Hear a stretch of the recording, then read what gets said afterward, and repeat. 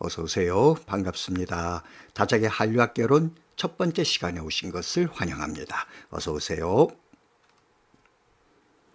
이번 한류학개론은 다작의 5분 한류학교실에서 다뤘던 대주제 한류란 무엇인가를 따로 떼내어 구독자 여러분들의 프로그램 접근성을 높여드리고자 재제작했습니다. 우리의 염원인 영원한 한류의 구현을 위한 기본 전제가 한류에 대한 이해에서 출발한다고 믿기 때문입니다. 여러분들의 많은 시청 부탁드립니다.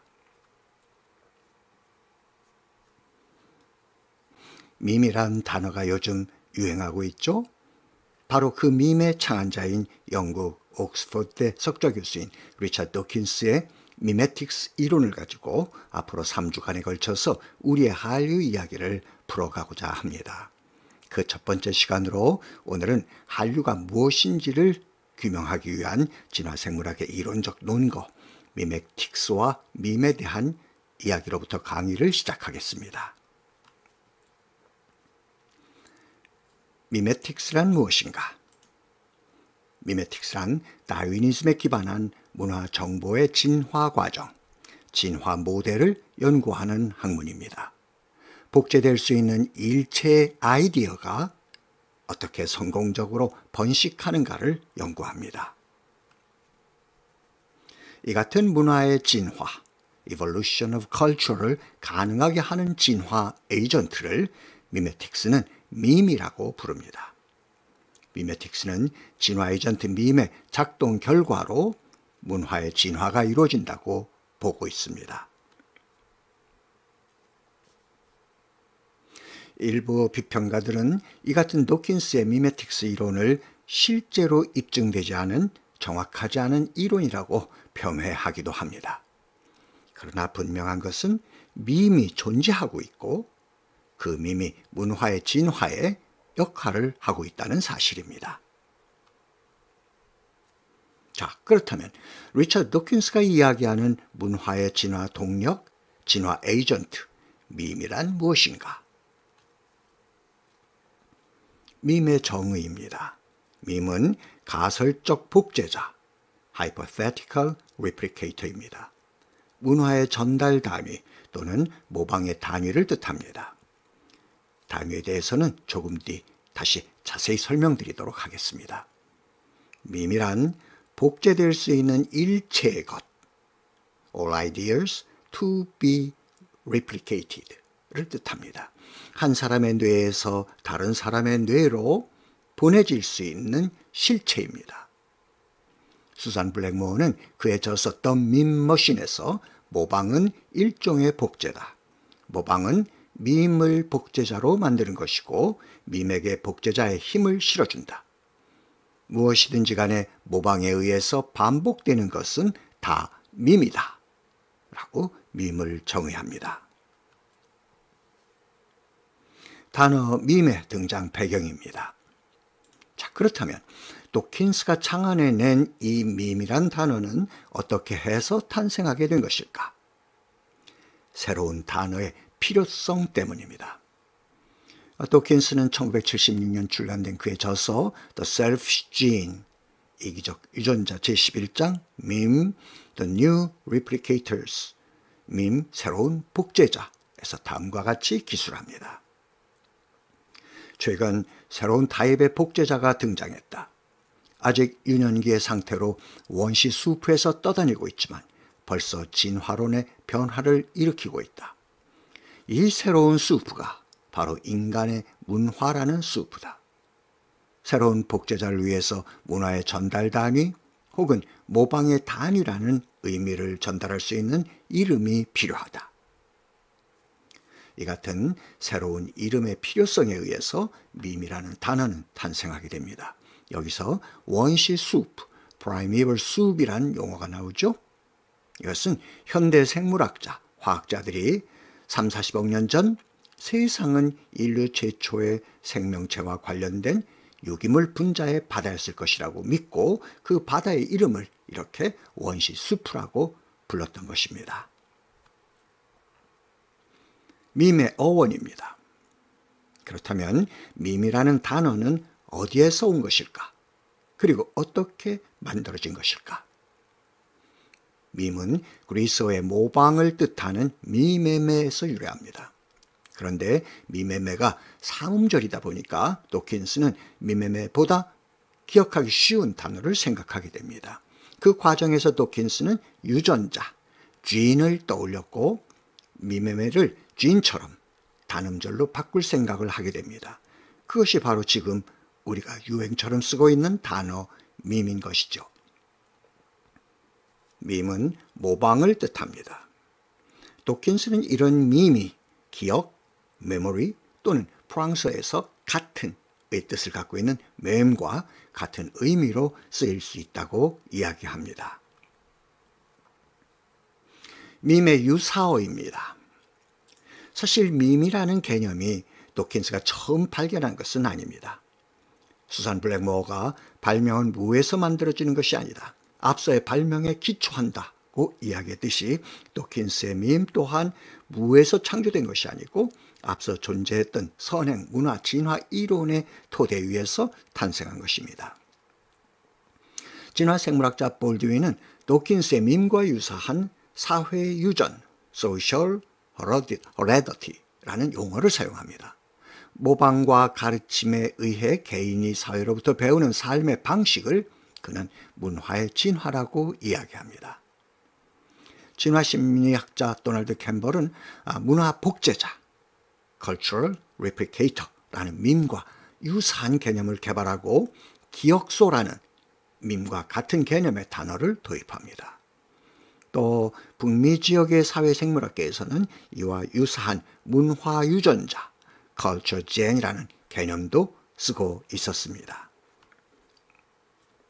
그런데 왜 볼드윈의 사회유전, 캠벨의 문화복제자, 기억소, 북미 지역 사회생물학계의 문화유전자 등 여러 유사 개념들이 도킨스의 밈보다 먼저 존재했지만 선행주자인 그들의 이론은 세상에 빛을 보지 못하고 후발주자인 도킨스의 밈만 복제에 성공해서 세상 사람들의 입에 오르내리게 되었을까? 재밌죠? 첫째가 꼴찌되고 꼴찌가 첫째되는 이것이 인생이다. 쉽지 않으세요? 아무튼 이유가 무엇일까요?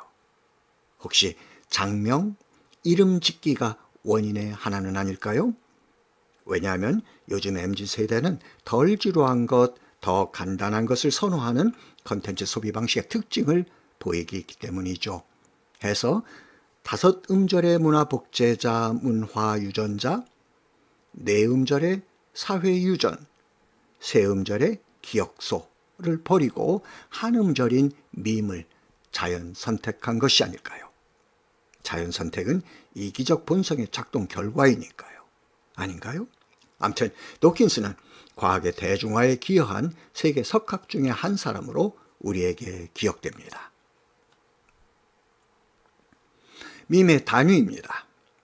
앞서 잠시 언급했습니다만 밈은 문화의 전달 단위 또는 모방의 단위라고 합니다. 그렇다면 여기서 이야기하는 단위란 무엇인가? 한마디로 명쾌하게 단위를 정의할 수는 없습니다. 단위의 크고 작음이 밈의 여부를 결정짓는 근거가 되지 못하기 때문입니다. 타작의 5분 한류학교실 제5강에서도 말씀드렸습니다만 사람들이 베토벤의 5번 교향곡 운명하면 떠올리는 것이 있습니다. 바로 맨 처음 4음절 바바바밤이죠. 이 짧은 바바바밤이 바로 밈입니다. 혹 사람들 중에는 운명 전곡을 기억하는 사람도 있습니다. 뇌 속에 운명 전곡이 복제되어 있는 것이죠. 이런 사람에게는 운명 전곡이 밈입니다. 다시 말해 밈의 단위는 4음절이다, 전곡이다 와 같은 크기로 밈의 여부를 가릴 수 있는 것이 아닙니다. 미술 전시실은 전시 공간이 꽤나 넓고 큽니다. 그렇기 때문에 전시 공간 전체가 밈이 되기는 쉽지 않습니다. 그러나 전시된 그림 한 점 한 점은 자연스럽게 밈의 단위가 됩니다.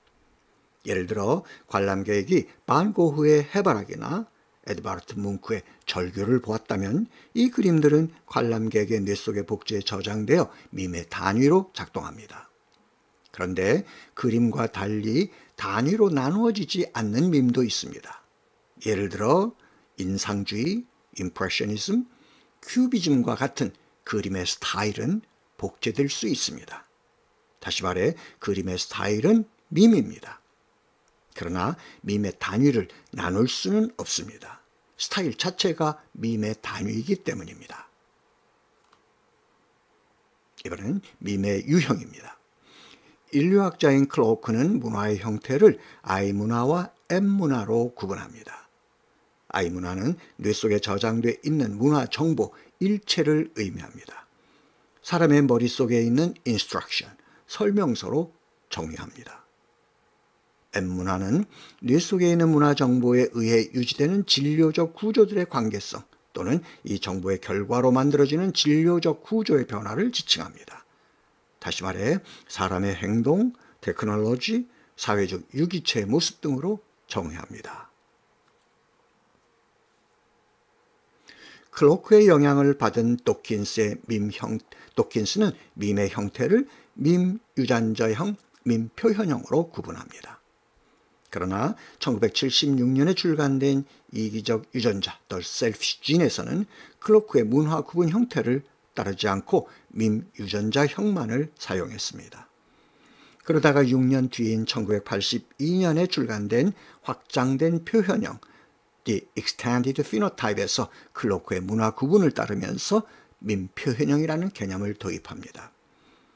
밈 유전자형만으로는 설명하기 어려운 불편함을 확인하게 된 것이죠.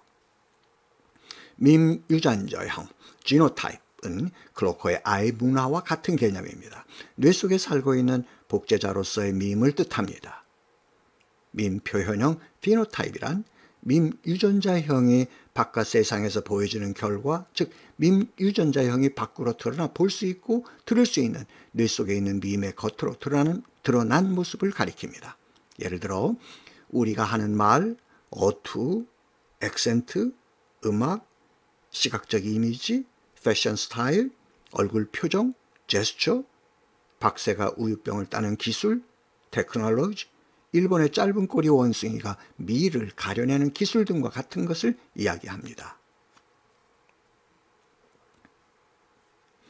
오늘은 미메틱스와 밈의 개념, 즉 정의, 등장 배경, 어원, 유사어, 단위, 유형 등에 관해 이야기를 나눴습니다.